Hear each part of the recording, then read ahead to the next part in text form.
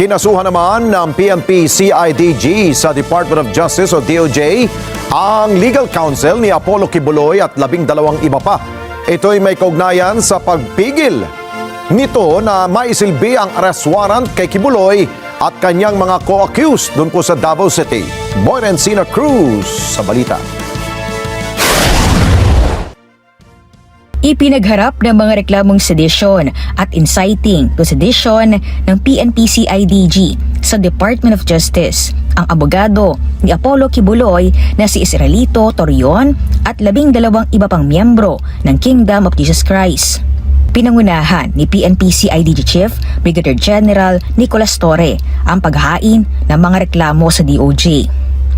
Si Torre na dating hepe ng PNP Davao Region ang nanguna noon sa pagsisilbi ng arrest order laban sa KOJC leader.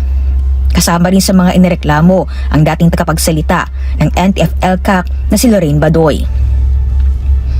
Ayon kay Torre, naugat ang mga reklamo sa pagpigil ng mga respondent sa pulisya na maisilbi ang warrant of arrest ng korte laban kay Kibuloy at sa ibang kasamang pugante sa loob ng KOJC compound sa Davao.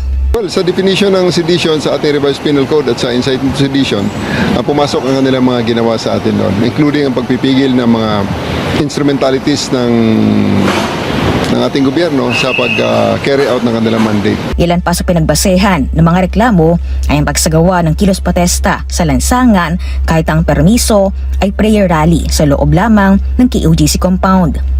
Sinabi ni Torre na hiwalay pa ang mga reklamong sedition at inciting to sedition sa mga naunang reklamo na isinampa nila sa ibang mga piskalya tulad ng direct assault, physical injuries at disobedience sa pulisya.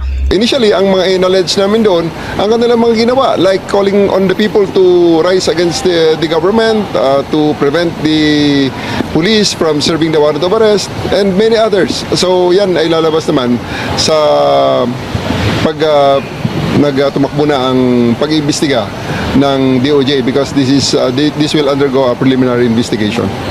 Samantala, inag naman ni PNP Public Information Office Chief Brigadier General Jean Fajardo na may iba pang kaso silang inihaanda laban sa mga humarang sa pagdakip kay Kibuloy. Ayon kay Fajardo, reklamo obstruction of justice ang susunod ng isampa laban sa iba pang individual na nagsabing wala sa KOJC compound si Kibuloy habang nasa kasagsagan ng operasyon ang mga pulis. Meron pa po tayong ikinakasapo na kaso, particularly yung obstruction of justice. Kitang-kita po dyan at naidokumento po yung ginawang pagdi-deny po nitong, particularly yung mga officers po ng KOJC, and of course kasama po dyan si, again with due respect kay Attorney Torion, ay documented po yan ng STG po. So maliban po dito ay may mga kaso pa po tayong hinahanda maliban dito po sa obstruction of justice po. Boyren Sina Cruz para sa Mata ng Agila, matatag, tapang matatag. Maraming salamat sa inyo pong pagsubaybay sa Mata ng Agila Primetime.